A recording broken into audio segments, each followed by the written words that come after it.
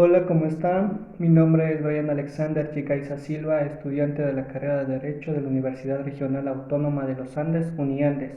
Y en este día te vengo a hablar sobre el procedimiento ordinario dentro del Código Orgánico Integral Penal. El procedimiento ordinario está tipificado dentro del artículo 580 y tiene como finalidad lograr procesos eficaces, y su objetivo principal es la respuesta rápida de la justicia hacia el derecho vulnerado que tiene la ciudadanía o ciudadano. La primera fase dentro del procedimiento ordinario es la fase de investigación previa, básicamente porque reunirá todos los elementos de convicción tanto de cargo como de descargo, para que permita al fiscal decidir si se formula o no la imputación a esa persona, y de hacerlo darle la posibilidad de que esa persona que va a ser procesada tenga una defensa técnica.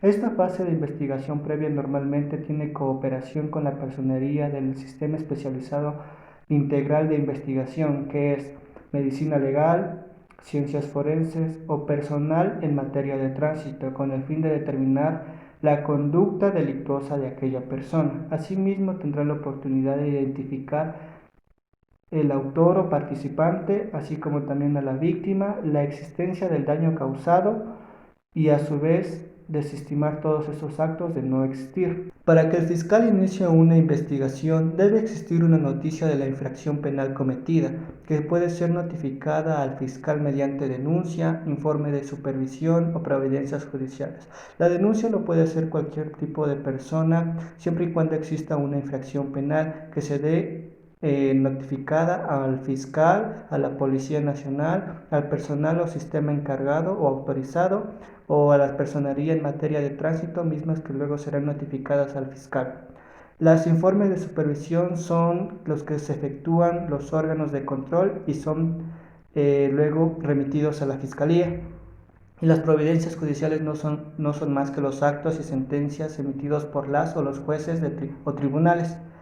Normalmente en las investigaciones previas existen lapsos para concluir dicha investigación. Esto está tipificado en el artículo 585 del Código Orgánico Integral Penal, donde nos dice que en delitos sancionados con penas privativas de hasta 5 años durará 1 año. En delitos sancionados con penas privativas de hasta más de 5 años será 2 años, y en los casos de desaparición de personas se podrá concluir esta investigación cuando la encuentren a esa persona, o normalmente se encuentren o cuenten con todos los elementos para poder imputar a esa persona. El Código Orgánico Integral Penal, en su artículo 589, nos informa que el procedimiento ordinario posee 3 etapas. La primera, que es instrucción; la segunda, evaluación y preparatoria de juicio; y la tercera es el juicio. Dentro de la primera etapa, que es la instrucción, tiene como finalidad determinar los elementos de convicción tanto de cargo como de descargo para formular o no una acusación contra el sujeto o la persona que está siendo procesada. Dicha instrucción normalmente se inicia a través de una audiencia de formulación de cargos convocada por el juzgador a través del fiscal, siempre y cuando el fiscal mantenga o ya tenga todos los elementos suficientes para deducir dicha imputación.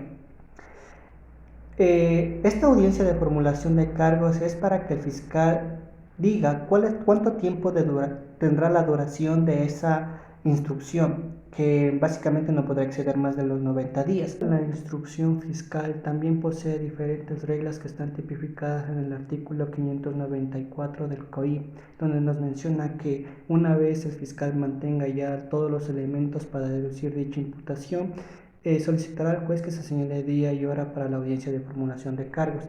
Asimismo, el juzgador tendrá 24 horas para señalar ese día y hora para esa audiencia. El fiscal normalmente en la audiencia formulará todos los cargos necesarios acorde a sus elementos, sobre todo de la existencia de esa infracción y participación de la persona que está siendo normalmente investigada. Asimismo, dentro de esa audiencia debe encontrarse la persona procesada con su respectiva defensa técnicas, puede ser privada o pública, así como también el fiscal. Dentro de esta audiencia la persona procesada podrá solicitar la aplicación de un procedimiento abreviado, que no es más que un mecanismo alternativo que suspende temporalmente el proceso, imponiendo una condición que debe ser cumplida para que dicha acción penal se extinga o concluya. Asimismo, podrá solicitar derechos y garantías que están previstos en la Constitución y sobre todo en el mismo Código. En la etapa de evaluación y preparatoria de juicio, tiene como finalidad conocer y resolver sobre cuestiones de procedibilidad, perjudicialidad, competencia, así como también procedimiento y establecer la validez procesal. Sobre todo también valorar y evaluar los elementos de convicción y excluir los elementos de convicción que sean ilegales para luego proceder a debatirlos en un juicio oral. Dentro de esta etapa, en su artículo 603 del Código Orgánico Integral Penal existe la acusación fiscal que debe ser clara y precisa, básicamente porque existe la individualización concreta de la persona o personas involucradas y del grado en el que están involucrados. La relación clara y sucinta de los hechos, que además de eso debe ser también comunicada en un lenguaje comprensible, así como también los elementos en los que se funda la acusación. Debe ser individualizada para cada uno de ellos y por los actos que cada uno de ellos cometió. Asimismo, la excepción de los preceptos legales aplicables a este juicio, es decir, todos los artículos que involucren dentro de una infracción penal. Asimismo, los anuncios de medios de prueba y la participación de peritos como de testigos y sobre todo la solicitud de aplicación de medidas cautelares o de protección para cada una de las personas que están involucradas dentro de esta infracción penal. El artículo 604 del Código Orgánico Integral Penal, donde nos dicen que, instalada la audiencia, el juzgador solicitará a los sujetos procesales que se pronuncien sobre los vicios formales respecto a lo actuado hasta el momento procesal que se ha llegado. El juzgador resolverá sobre cuestiones referentes a la procedibilidad, a las cuestiones perjudiciales, competencia y cuestiones de procedimiento que puedan afectar la validez del proceso. Así también el juzgador ofrecerá la palabra a la fiscalía para explorar los fundamentos de su acusación. Luego se dará paso al acusador particular y finalmente se dará paso al defensor público o privado de la persona que está siendo procesada.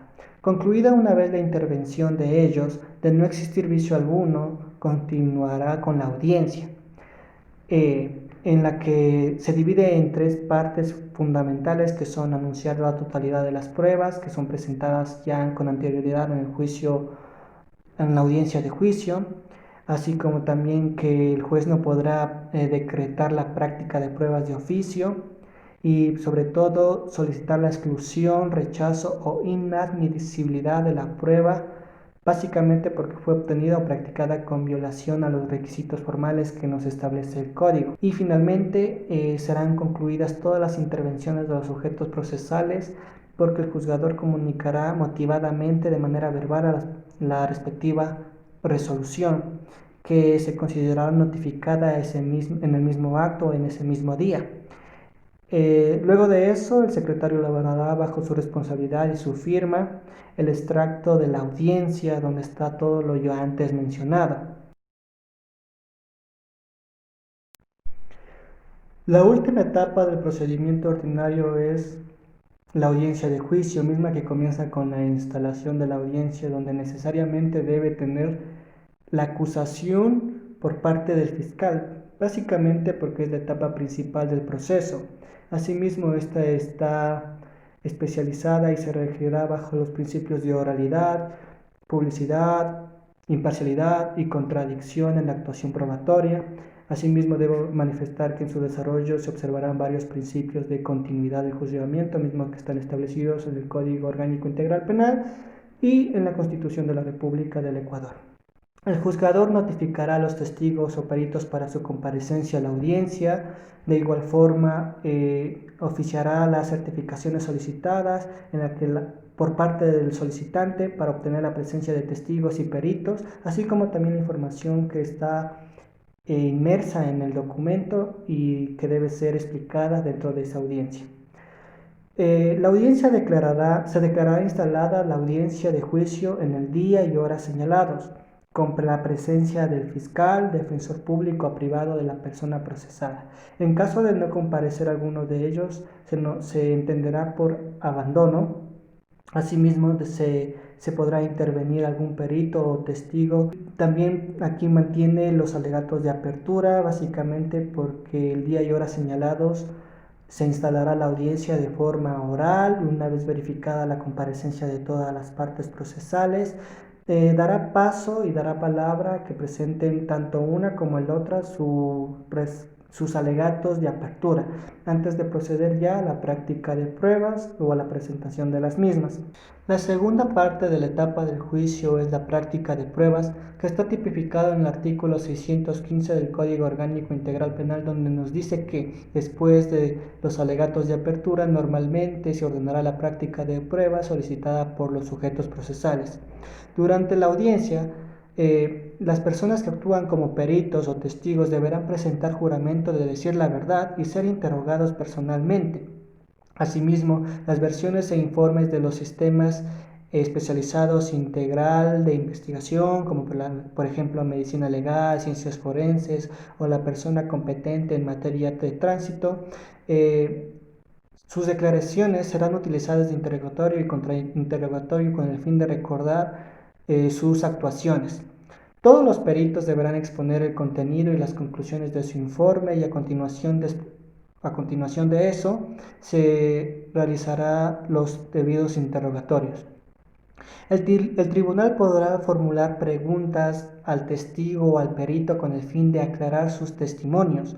Asimismo, antes de declarar el perito o el testigo, no podrán comunicarse entre ellos ni oír ni ser informados de lo que está pasando dentro de las audiencias. Una vez terminado esto, se exhibe también los documentos o la prueba documental en lo que debe ser leídos en la parte de relevancia, es decir, la parte que más tiene coordinación con la acción penal que se está juzgando. Asimismo, los videos y grabaciones que pueden ser reproducidos por cualquier medio que haya sido otorgado y que garantice la fidelidad, integridad y autenticidad. El tercer paso dentro de la etapa de juicio es los alegatos. Es donde se mantiene la fase probatoria, donde el tribunal concede la palabra para alegar sobre la existencia de esa infracción y la responsabilidad de lo que cometió la persona que está siendo procesada. Normalmente el fiscal, la víctima y el defensor público expondrán en orden todos sus argumentos y alegatos. Por supuesto tienen derecho a replicar y a refutar todo eso, pero concluirá siempre con la o el defensor público. Asimismo, una vez presentados ya todos los alegatos, normalmente el presidente declarará terminada ya el debate y el tribunal deliberará para anunciar una decisión judicial.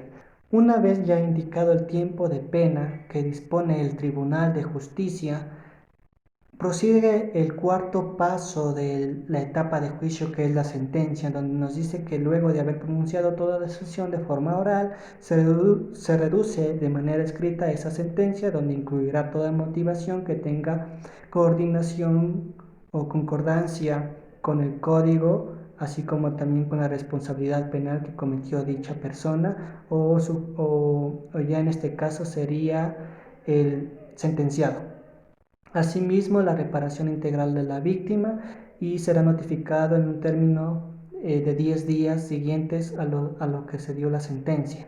Normalmente los requisitos de la sentencia debería contener ciertos puntos principales, como por ejemplo la mención del tribunal, lugar, fecha y hora en el que se dicta, la relación precisa y circunstanciada del hecho punible de los actos que cometió el sentenciado, así como también las consideraciones por las cuales se debe ser probada o no, así como también las pruebas que fueron de cargo y de descargo, la parte resolutiva, la determinación individual de la participación, por ejemplo, si es que existen varios sujetos o varias personas procesadas, se les deberá individualizar la pena para cada uno de ellos y igualmente dársela de forma oral. También deberá contener la reparación de daños y perjuicios o daños ocasionados o la infracción o el monto que se debe dar a esa persona o otros medios o mecanismos necesarios para la reparación integral. Asimismo, las costas y comisión o la restitución de bienes del producto de su enajenación, valores o rendimientos. También la suspensión condicional de la pena, siendo el caso, cuando corresponda, obviamente. Y por último, la firma de las o los juzgadores que conforman dicho tribunal. Este tiempo de pena debe ser ejecutado lo más pronto posible, es decir, una vez culminada, se ejecutará la sentencia.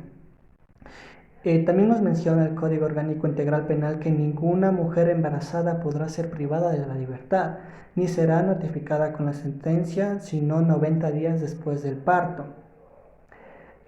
Hasta entonces se podría ocupar a una medida cautelar, como por ejemplo el arresto domiciliario o el uso de dispositivos de vigilancia electrónicas, con el fin de garantizar el cumplimiento de dicha pena.